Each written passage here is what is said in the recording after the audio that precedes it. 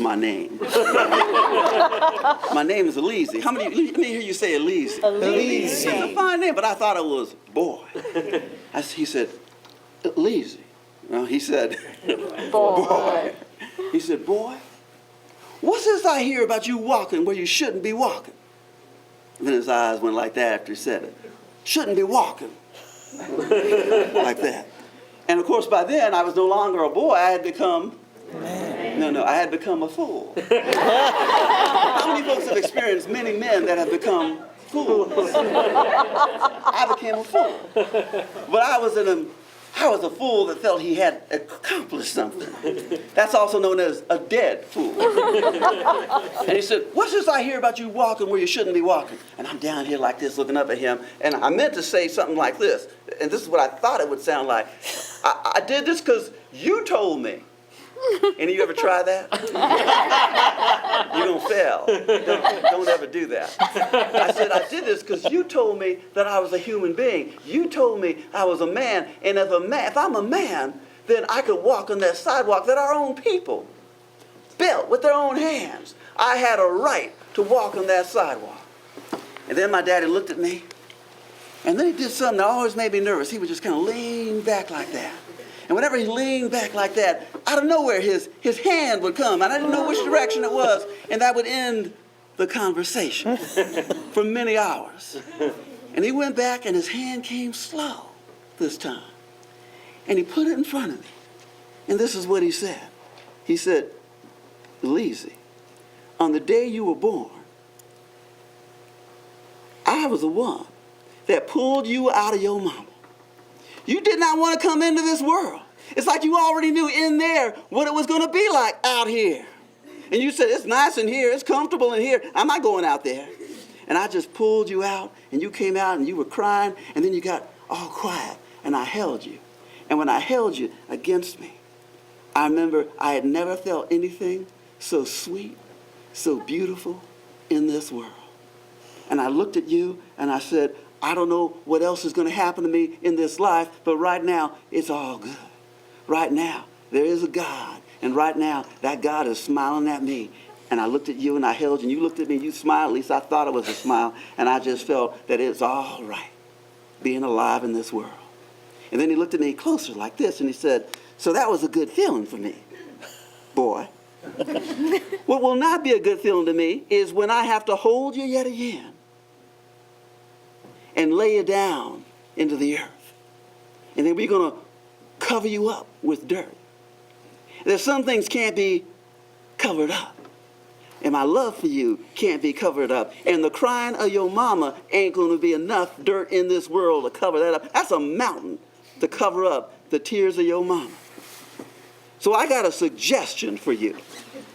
How many of you folks clearly remember suggestions from your parents that didn't sound like suggestions? They were sort of like this. Young lady, what's your name? Alyssa. Tell me if this is an order or a suggestion.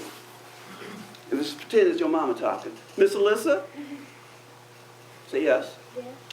It'd be a fine thing if that room of yours was clean by the time I get home.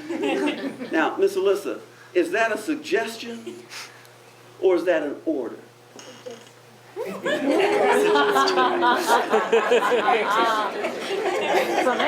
This is why it's good her family brought her here. It's not that you said anything that was wrong. There's no right or wrong with surviving to the next day.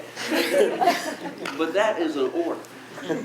So if your mom ever says it'd be a fine thing for you to do, she's saying it really nicely. But what she's saying is you need to clean your room. So you got to do that. So when my daddy said to me, you need to leave South Carolina, it wasn't a suggestion. Because if I stayed in South Carolina, something would happen to me on account of my attitude. We talked about that. Remember my attitude? Do you think I could keep something like this quiet? I mean, look at me. I can't keep this quiet. So I'd get in trouble. I'd get dead. And if I get hurt, my parents get hurt. So what I say affects my mama and my daddy and my grandmother. And so me saying the wrong thing could get my own people killed. And that's why when my daddy suggested that I leave South Carolina, it wasn't no suggestion. It was an order. But you folks think about how it must feel inside to be a parent. How many parents we got here tonight? And imagine telling your child to leave, and they still need a mama. They still need a daddy. But you know if they stay there, that their attitude is going to get them killed and may get you killed too. That's the choice my parents had. So my mama wasn't that hard a choice. She said, that boy's going. And I did. The next day, I walked out of Spartanburg, South Carolina. At night, I followed the North Star. And at the end of each day, I followed the setting of the sun. And if you follow the North Star at night and the setting of the sun at the end of the day, and you keep doing that day after day, week after week, month after month, it may take quite a bit of time, but eventually you'll get to Nebraska. And I got to Nebraska. And when I got to Nebraska, you can trust me, I work for the government. Will you come on up here, sir? When I got to Nebraska, ain't that something? Colored man helping a white man stand up. Things got changed out here in California. All right, when I got to Nebraska, sir, could you stand that way and face the audience? And you folks give this gentleman a round of applause. On account of his courtesy and his forbearance at my suggestion. Ain't that a fine word? Yes, forbearance. Sir. The second lieutenant taught me that, named Rubottom. He said, forbearance, that's tolerance. He says, that's what I'm losing when I'm seeing you as my sergeant. He was that kind of man. So this man here is an officer in the United States Army. And I just made it to Fort Robinson, Nebraska, which had a little town outside of Fort Robinson. And it was dusty. And all the roads were dusty. And all the people were dusty. And they were all dusty because it's dusty in Nebraska sometimes. And the wind stops blowing around. No, the wind never stops blowing. And he was standing there just like that at a tent. Oh, that is, do that again. Look at that. Just like that. He was standing just like he's standing right here. And he was looking at me. Sir, look at me. Oh, yeah. He's looking right at me. And I'm tired. Why am I tired? Where did I just walk from? South Carolina. How many folks here have ever considered walking from South Carolina to Nebraska? If you've ever considered that, don't do it. It took me about 2 years. And I'm walking, and I see him looking at me, and I'm tired. Tired, and I see him smiling at me. And I was not accustomed to a white man smiling at me in South Carolina. And if he was, nothing good could follow. And I'm walking along, he's still smiling at me, and I'm trying to look like I kind of fit there, but don't fit there. I didn't know what to do. And then he said something to me. He said, "Excuse me, young man." Excuse me, young man.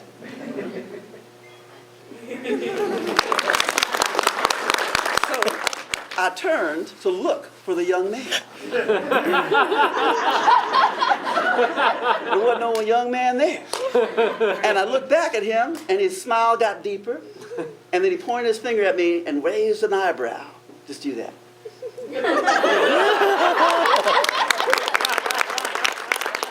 And then he did something that I ain't never forgot.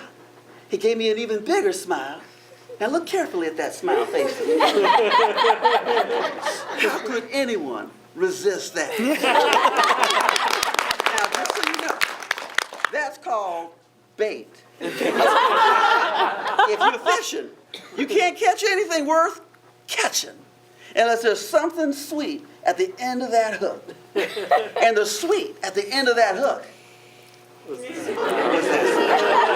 And all he needed to do to reel me in, because by the way, in Alabama, Georgia, Louisiana, Texas, South Carolina, ain't no white man going to smile at a colored man like that in general. He just started doing that. Just do that.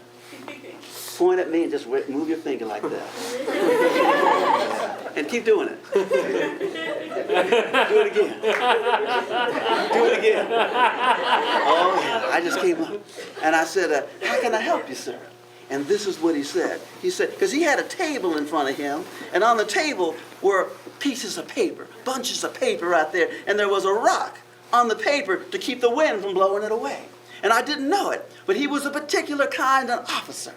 It's called an enlistment officer. And what makes an enlistment officer different from any officer in the United States Army, in the cavalry, in the infantry, in the artillery, the difference is this is the only officer in the U.S. Army that's got a pretty smile. And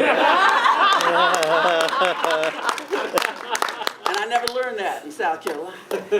So I was up at him and he said, and you repeat after me, sir, if you'd be so kind, if you make this mark If you make this mark on this piece of paper. on this piece of paper, Oh, that was good. See how he added that? On this piece of paper. On this piece of paper, on this piece of paper, you can become a soldier. you can become a soldier. That's close, but no. You can become a soldier. You. You can become a soldier in the United States Army. Yeah, they told me that when I...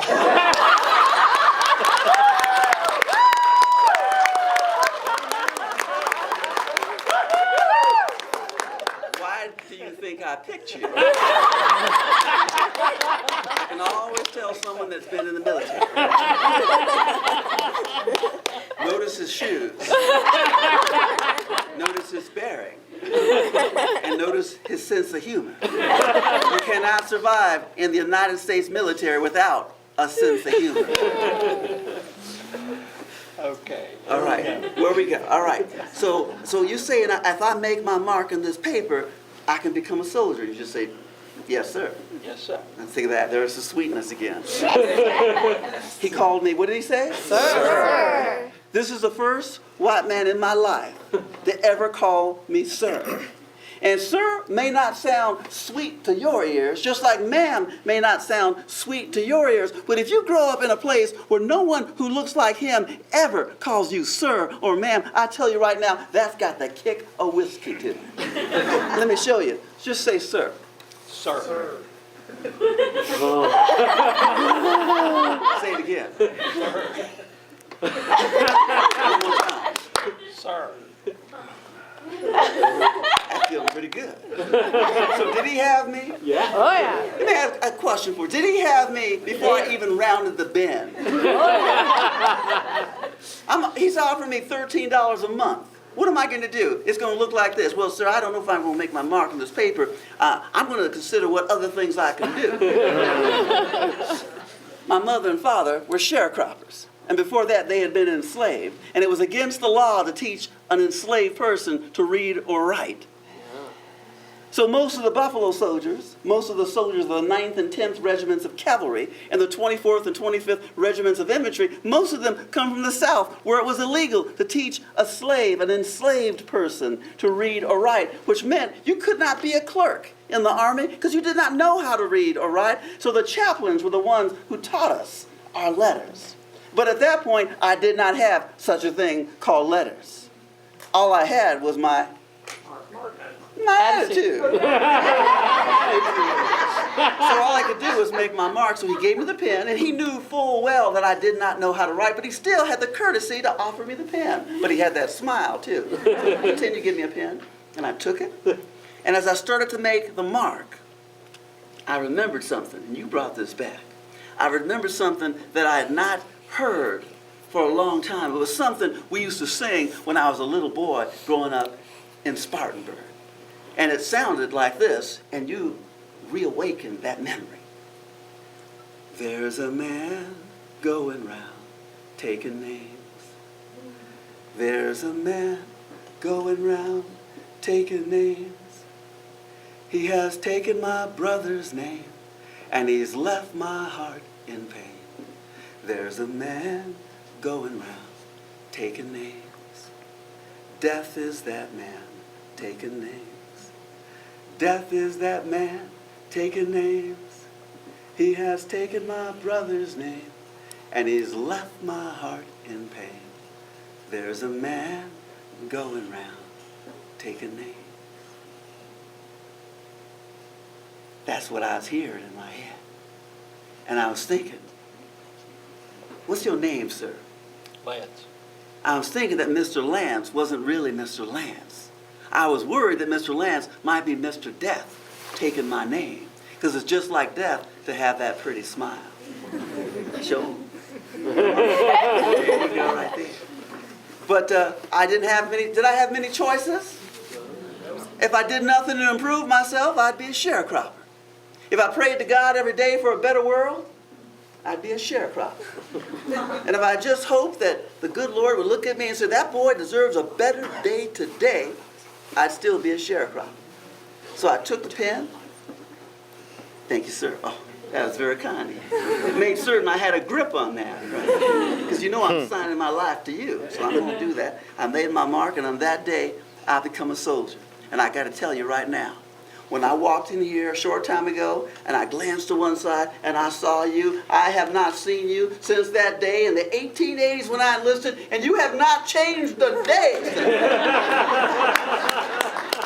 You got that same way of scratching your neck, and the way you smile, he's exactly the same he was when he enlisted me.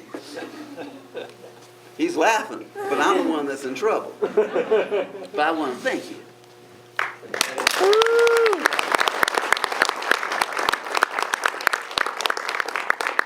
Got a cold handshake. So I ended up serving in the Indian Wars. It was right here, and I had a problem. Did you hear what I just said about the Indian Wars? Problem. I had a problem. Remember I said I had a grandmother? I got to tell you something. My grandmother, her name is Ma'am. Well, she go by Sarah. And my grandmother, Sarah, she's Seminole. And there's a problem with being Seminole Indian. You see, the Seminole were never defeated in combat by the United States Army. The government kept sending troops down there into the swamps of Florida to get those Seminole out, to teach them a lesson. And every soldier they sent down there, well, they noticed an issue. And the issue was that none of those soldiers being sent down into those swamps was coming out of those swamps. But they kept sending more down, and they didn't come out. They sent more down, and they didn't come out. And eventually, they recognized there was a problem. And this took a while, because this is the Army. And they stopped sending soldiers there. And they left them alone. And my grandmother, she remembered that. And my grandma would just sit there in a chair sometime, and I'd just look at her, she'd just be like this.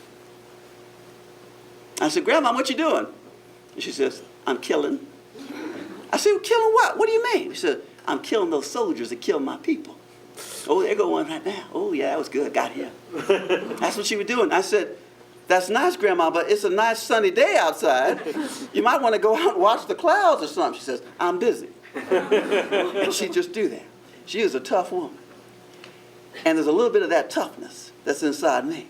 And I remember her getting up in the morning, and she'd look up. And I'll tell you why I thought my grandma was somebody. She'd look out into the darkness, and she would start singing. And she'd sing some more. And as she sang, the sun would come up as she sang. I had my other grandma. She's Cherokee. I got all this Cherokee. I got the Seminole right there. And the Cherokee grandma, she'd sing, Wende-ah-ho, Wende-ah-ho, Wende-ah, Wende-ah, ho, ho, ho, ho, hey-ah-ho, hey-ah-ho, ya, ya, ya. Now that may not sound like much, but you see an 80-year-old woman singing that and the sun's coming up, you start doing the math. Because it was dark before she started singing. Then eventually, there's the sun coming up, and she's getting louder and louder. And then she got louder and louder. Wende-ah-ho. The sun got brighter and brighter. And I thought, how could my grandma ever be made a slave? Because she brought up the sun over the edge of the world every day. I saw it with my own eyes. And that also fed my attitude. Attitude got a hunger, and it needs to eat too. And the memory of my grandma fed that attitude. So I've done a lot of different things, but I ended up here. How many of you folks did a lot of different things, but you ended up here? And I took my time getting here, because you notice if you want any of the trails here in Yosemite, it takes time to get to where you're going, because it's never like this. It's always like that.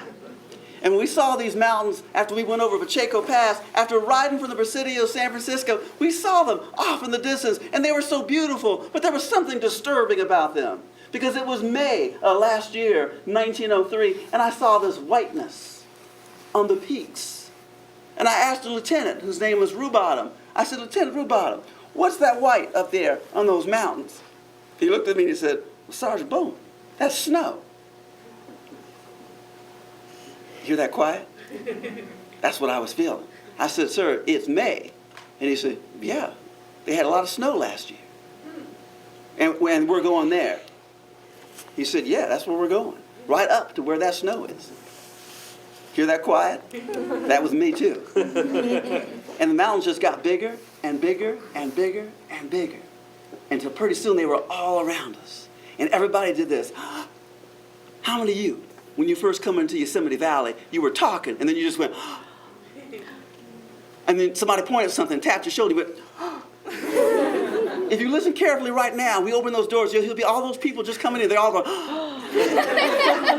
then eventually they do this. And that's that breeze you're feeling out there. It's all those people just coming in for the first time. Otherwise, the wind don't blow much down here. I'm just seeing if you're still with me. So the valley itself and the Mariposa Grove, a giant sequoia, is not part of the national park. It belongs to the state of California. The national park is 3,000 feet outside that door, straight up. 3,000 feet outside that door and straight up. That's the national park. But where you are in this valley and the Mariposa Grove is part of the state of California. Now here's where it gets complicated. How many folks have already found that California is complicated?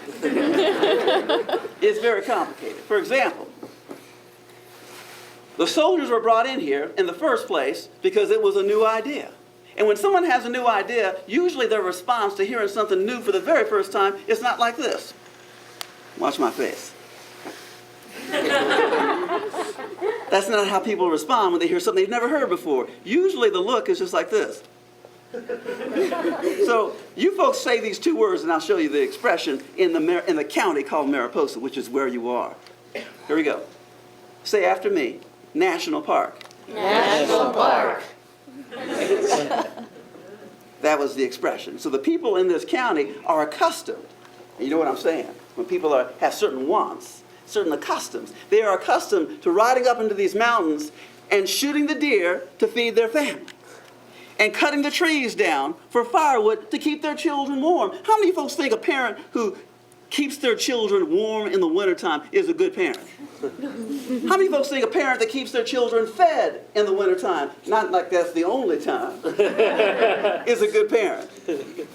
So what happens is you get these folks who were confused on October 1st, 1890, when another president by the name of Harrison, you can write that down, Benjamin Harrison, was doing what Lincoln had done, signing a piece of paper. That's a powerful thing, isn't it? Hold a pen in your hand, just do that. And you change everything. And that's what Harrison did. And he created Yosemite National Park, which meant that once you were in the park, you could no longer do in these mountains what you were accustomed to doing. So now, when the folks from the county, he's thinking, why did I ever sit here? When the folks from the county came into the park, this is what happened. What's your name, sir? Carl. Let's give Mr. Carl a round of applause. Mr. Carl is a citizen of Mariposa County. And he is accustomed to riding his horse up into these mountains and cutting the trees down for firewood. Ooh, say it again. My tree. My tree. Cutting his trees down and shooting your deer. Yeah, down right there. That's right. You can see why I picked him. Are you getting this all in that little thing that you're doing? My wife. My wife. I thought I could pick her. I'll get right in here. There you go. I don't know how she's doing that. That ain't real, is it? It's shiny, though. You got that shine like gold got to it. So you're accustomed to coming up into these mountains. And he's accustomed to shooting the deer and cutting the trees down. And at that time, before October 1st, 1890, on September 30th, 1890, he's a responsible man, a responsible husband, and a pillar of the community. Oh, he likes that. They gotta eat. And you are a pillar of the community. They got to eat. Now, something happens. The government drew a line across these mountains. Stay right there for a second. How many folks have noticed that lines drawn by the government are not easily seen unless You work for the government. And it's hard to not know when you're stepping across the line or not if you can't even see it. So the line is the boundary of Yosemite National Park, this new idea that makes people go like this. And this gentleman here, whose name is Carl, Mr. Carl. Yeah, do that again, Mr. Carl. Do that. Mr. Carl. All right, so Mr. Carl, he is, stay right there. You see what we got to put up with. You ever consider re-enlisting? We need your help. He scares me though. He scares me too. You got to live with your fear. So there's a line right there that Mr. Carl can see, but he doesn't care because his children are hungry and they're going to be cold come December. So now he's going to step 1 foot across that line. Just your left You're foot. a soldier. That's right, but it don't matter because you don't care. Because you got to take care of your family. So, oh no, go back one more. Now slowly step across the line and let them see your face as you step across the line. Slowly step with your left foot over the line. Oh, did you see that? Sir, you were in the army, you saw that, didn't you? There was a certain kind of light in his eye, a kind of twinkle that was there as he stepped across that line. So step back again. I want everybody here to see. You folks should have never sat so far back. All right, so step forward again, right across there. Oh, and you saw that. That's attitude. Now, here's where it gets interesting. Because over there, you were a responsible man, a pillar of the community, a father, a husband. When you stepped across that line, it made this gentleman into, what would you call someone who shoots the deer in Yosemite National Park? Criminal. Criminal. But there's another word that starts with the letter P. Poacher. He's a poacher.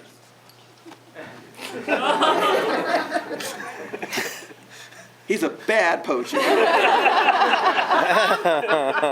And what do you call someone who steps across the line to cut the trees down? Here in the mountains, they're called a timber thief.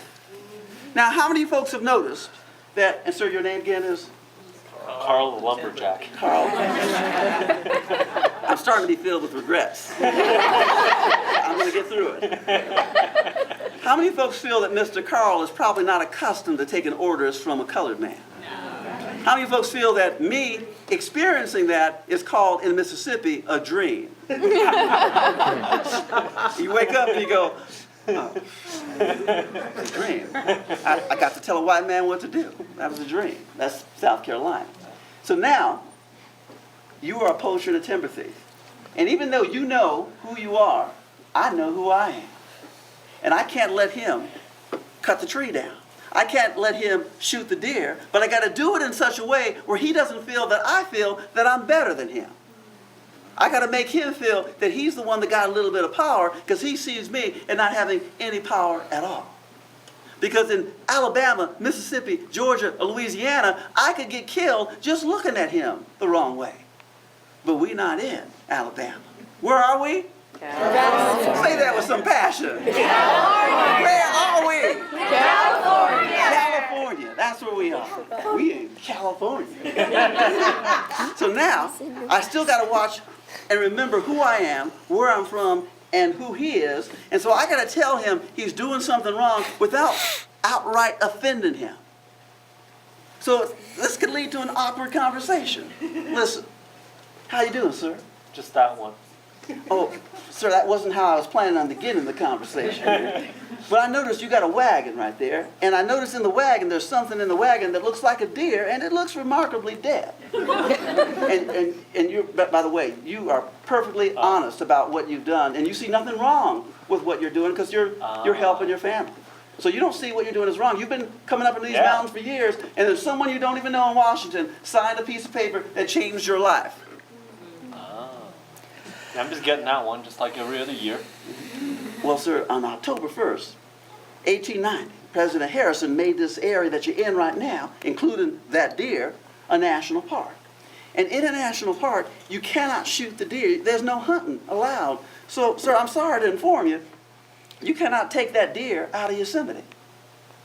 Stop right there. You folks tell me, would that be an awkward conversation if I was a soldier and I was white? Because I'm still telling him that he can't feed his family or keep them warm. How many folks think that might be an uncomfortable situation if the soldier's a colored man? Yeah. Who are you talking to?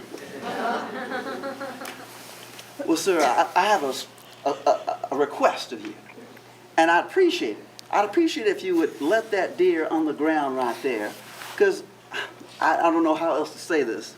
My friend here knows what I'm saying. I'm accustomed to giving orders and people listening to them. And if you're looking at me and you're thinking, I ain't going to listen to this colored man, then you're looking at the wrong thing. What we have here is an issue with vision. You're looking at the wrong thing. You're looking at the color of my skin, which looks like that. Now, if you look carefully in my eyes, you'll see what the chaplain taught me, this fine word. It's called resolve. And I have this resolve in my mind and in my eyes that you are going to do what I'm asking you to do. Now, if you can't clearly see that, then I want you to see the men over my shoulder, and there are men behind me, and they work for me. And they're privates and corporals. And this gentleman here can tell you that if you are an NCO, non-commissioned officer, and you tell your men to do something, are they liable to do it? And if they don't, say that louder? They better, and they're in trouble. And that's called insubordination. So no matter what I say, they're just accustomed and drilled to do it. So if you don't do what I'm asking you to do, if something crazy slipped out of my lips like, kill this fool, I'm not saying they're going to do it. There's a chance they won't. But it might happen. Because they can always say, I was just following orders. Sergeant Bowman said shoot him. I did. Think of the paperwork. That's just bad. I don't wish to have that much trouble. I mean, remember, I'm here to help you survive this situation. So if you put the deer onto the ground, my men won't hear the wrong thing and accidentally discharge their weapon in your direction, and you get to go home to your family. But it'd be better if you just understand why we're doing this, and we're doing this to protect this place that is now a park. And if everybody shoots the deer, what's not going to be here anymore? The deer. Just say it. The deer. Oh, you said you. He's already looking ahead. And he's right. The deer won't be here. And if everybody come up here and cut the trees down, what's not going to be here? The trees. How many of you folks came here because you want to see wildlife?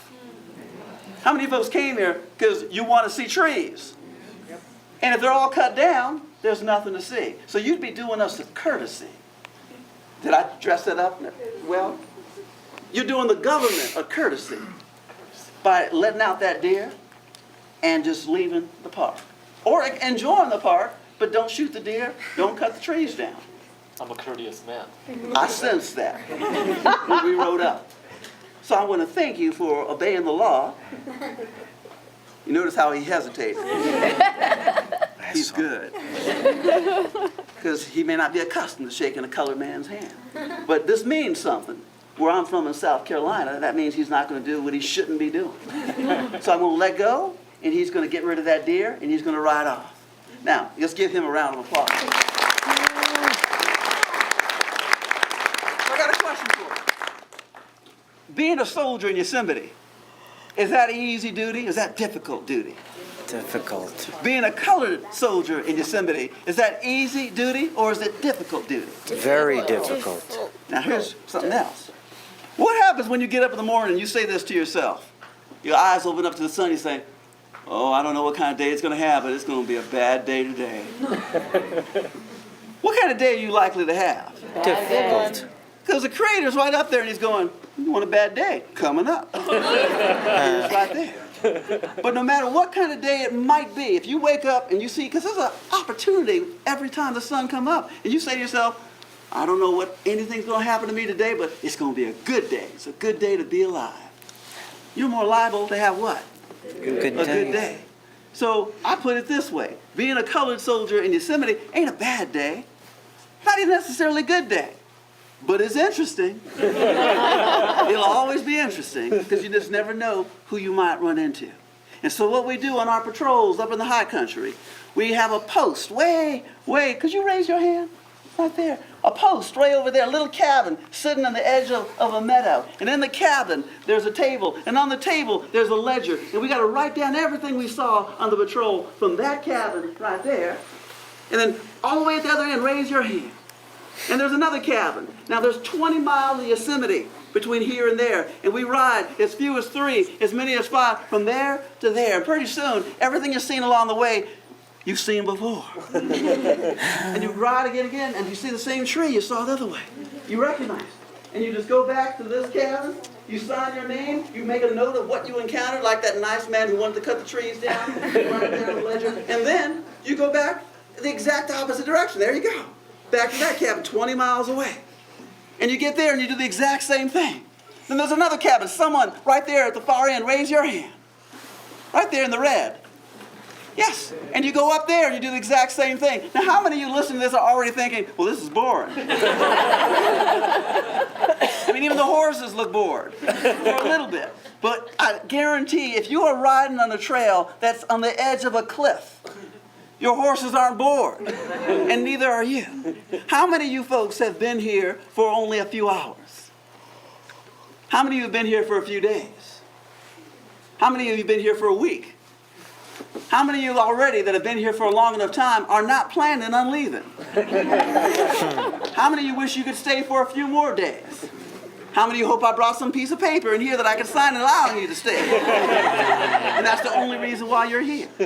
I'll sign that for you. Won't mean anything, but I'll sign it. The longer you're here in Yosemite, the less you want to leave Yosemite. So when people first get here, they're like this. And that's what my men saw, and that's what I saw. We rode into this valley for the first time. We had a meeting here, and it was like this. That's just, and some of my men were trying to act like they'd seen it before. So they're like this, and they're doing like this.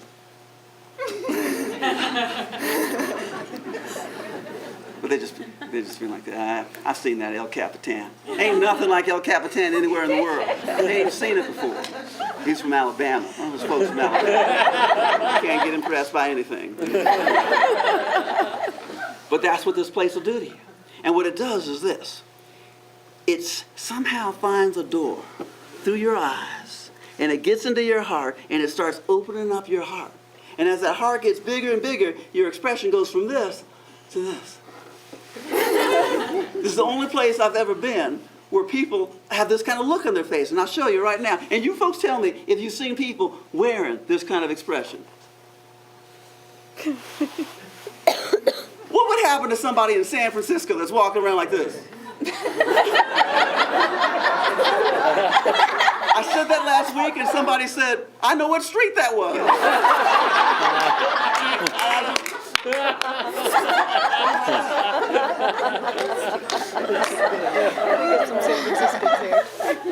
And my men were like that.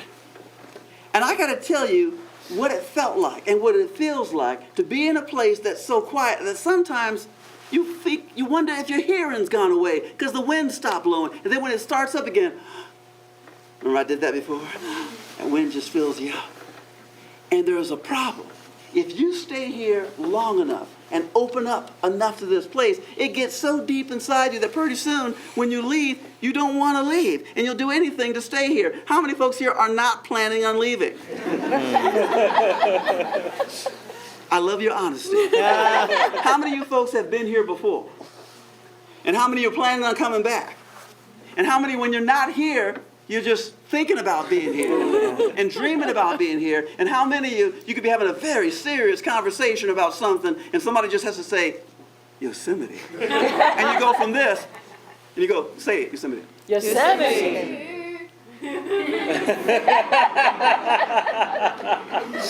Now, if you do that in South Carolina, you will be arrested. Something's happened to you.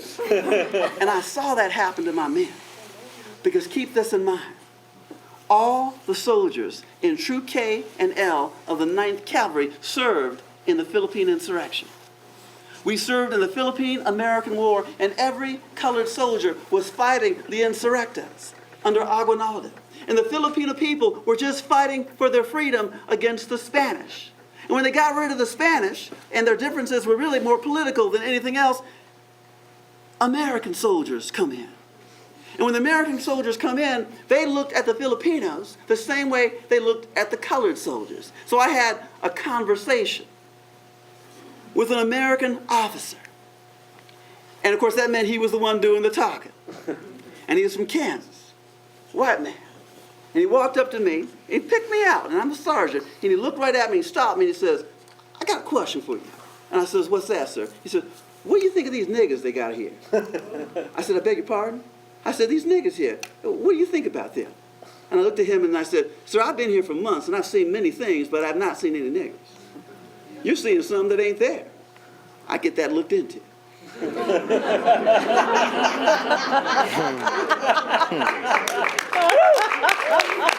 he looked at me and he said, where are you from? I said, I'm from South Carolina. He said, it figures. And I just said, well, thank you, sir. And he walked off.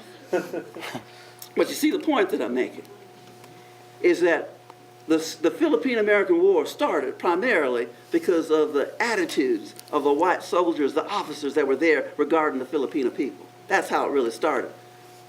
And you ask any Filipino, they'll tell you that. You cannot, there is no polite way to ever look down on another human being.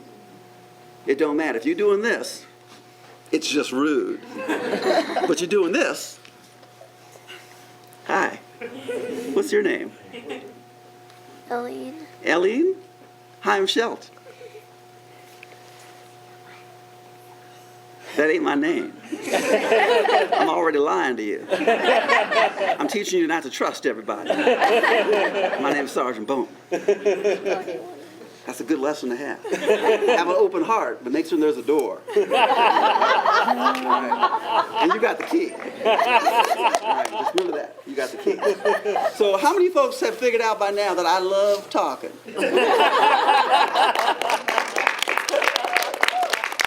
But how many of you have noticed that I have not given you the opportunity to ask any questions? How many of you have had similar conversations with other representatives of the United States government? It's going to be a little bit different now. So let me have a question. How much time do I have?